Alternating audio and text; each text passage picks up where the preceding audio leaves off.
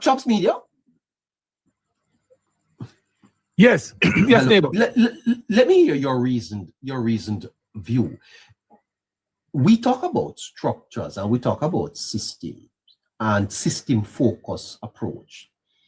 You know, I once led an organization, ChoppsMedia, and I learned a lot. You see, that change must be studied and it must be measured, and you must be very careful how you go into any organization and just start change things.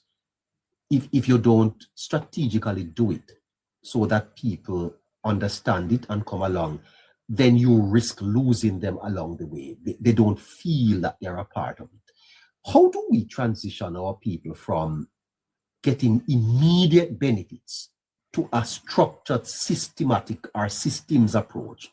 Do we risk losing the people? I don't think so, neighbor. I think the end result is what matters most. And I think that persons, once they have a vision of what the end result will be, I think that you would not leave the people behind. I think they would come along with it. We have seen evidence of that. We have seen evidence of work that would have been proposed and are concluding.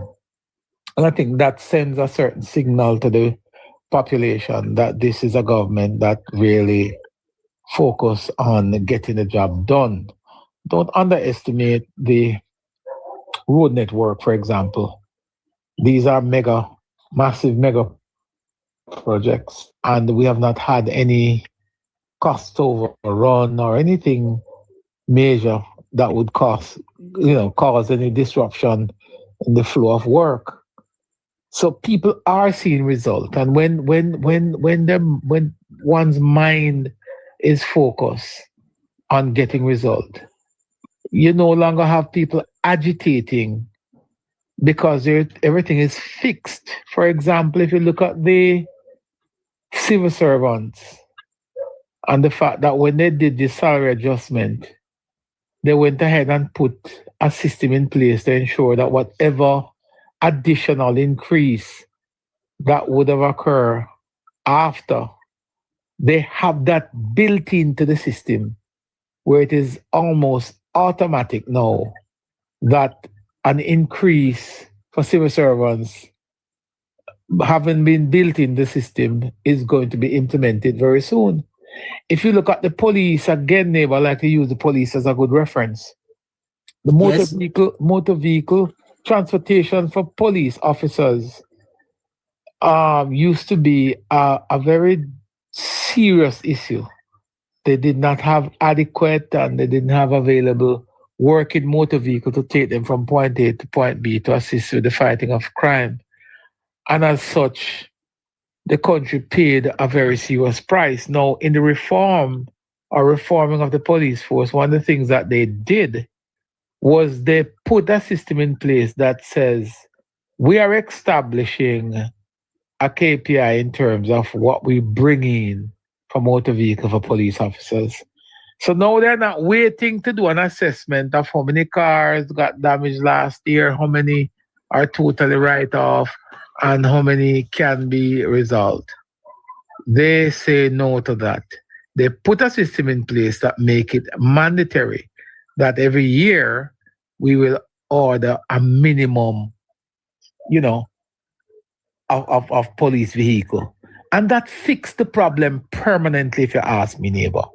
So when you have the sort of leadership that and the sort of foresight that implement systems that prevent reoccurrence of bad behavior, then you recognize that it brings confidence to the system. People are more confident in how we operate now and are less likely to not trust the government because they are performing and they have performed.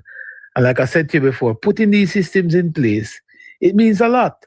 So you're not depending on somebody to do an audit to tell you how many police cars is needed.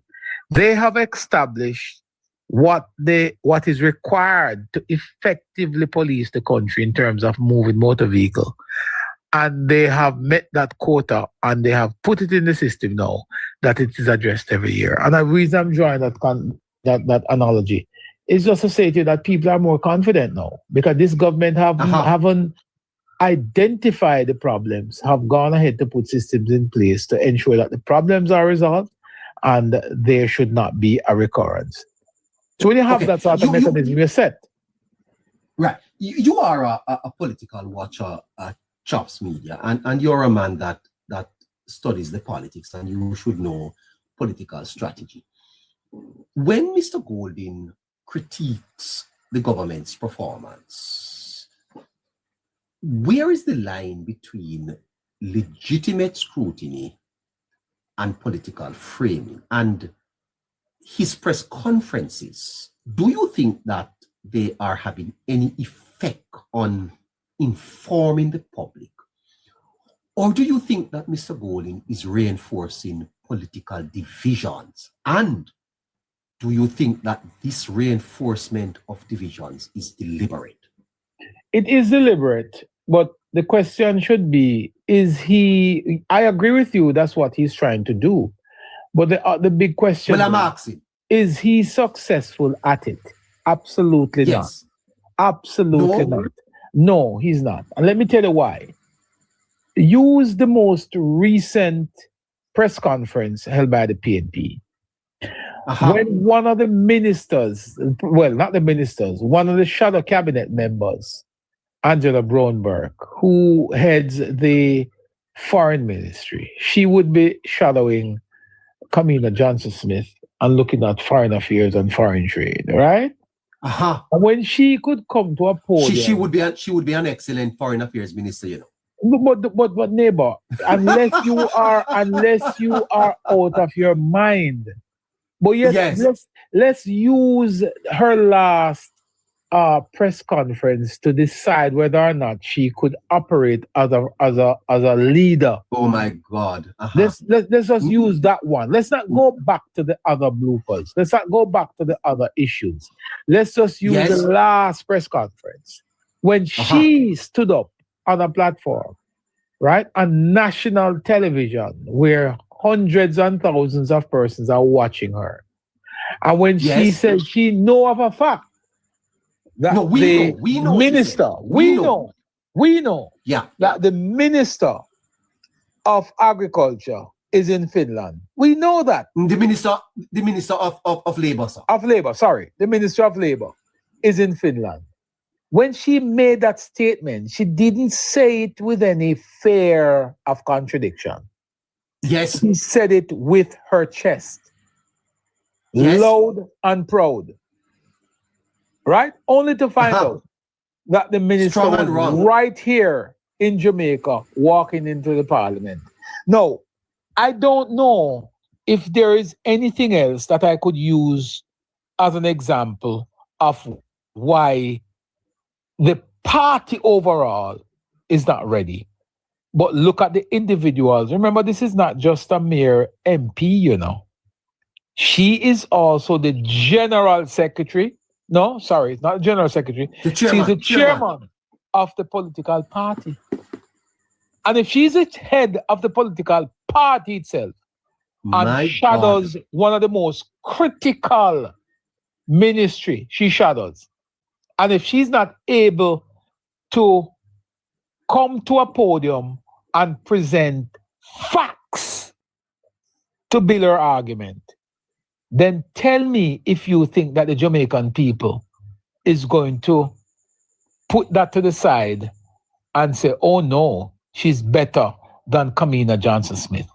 You go down the line and look at all the individuals in leadership in the JLP, look at all the shadow cabinet members, and let us, be fair and do a good analysis and make the comparison. Would you trade Kamina Johnson-Smith today for Angela Brownberg? I don't think any well-thinking Jamaican would want to do that. No, right? Sir. And that's just one.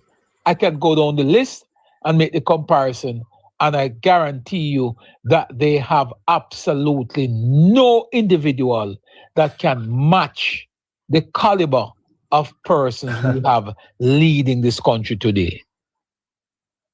So you are saying to me that the various press conferences are not doing anything to help the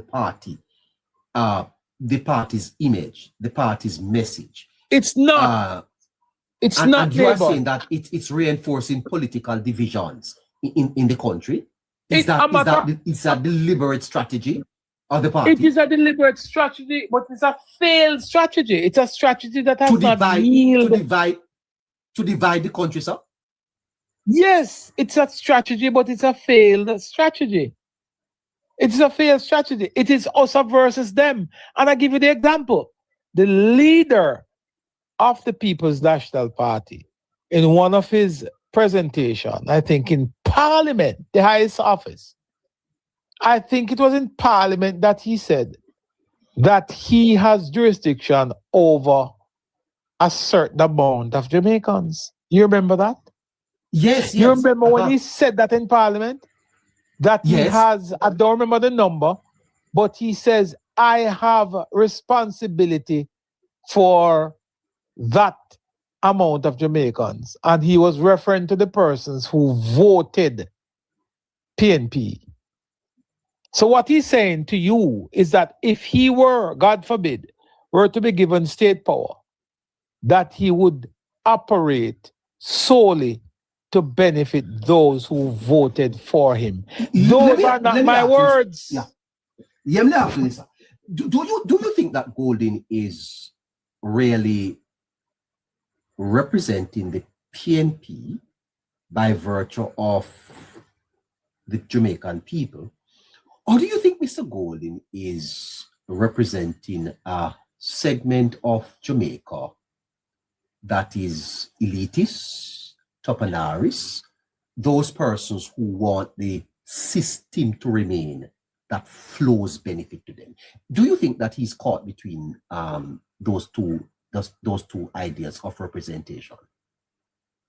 He's not caught between. He's doing exactly what you just mentioned. He is setting up himself. Yes, 100%. No, neighbor, remember, you just use the word toponomy. You see, what you are saying here, you are saying what a friend of mine, a former journalist, now turned senator, said to me many years ago, that you don't have to make up any stories about the PNP, You just merely have to repeat what they say. And what you are saying there now, neighbor, you're really repeating what Mark Golden would have said before.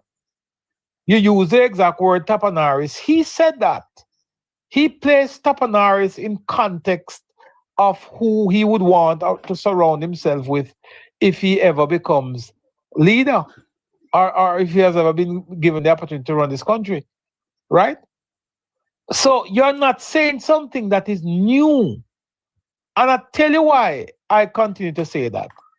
The PNP remains true to form. Go back to the 1970s when Michael Malley took office in 1972. Yeah? You go back to that period when Michael Malley took control of the government in Jamaica. They have always governed to benefit themselves. It is this party that has said, let us put Jamaica first. Let us choose Jamaica as opposed to choosing an individual. Yeah?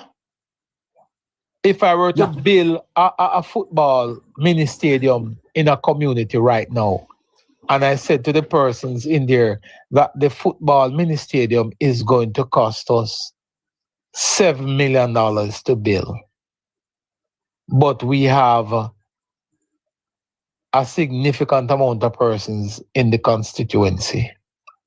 If I were to split that $7 million up and give each individual a small envelope, would you rather that, or would you rather me building out something that benefits everybody? And that is where the distinction between both. We are two different individuals in how we think. One, as you rightfully said, think about policies and initiatives that will benefit themselves, while the other thinks about policies and initiatives that will benefit Jamaica and in turn lift everybody up. That's the difference.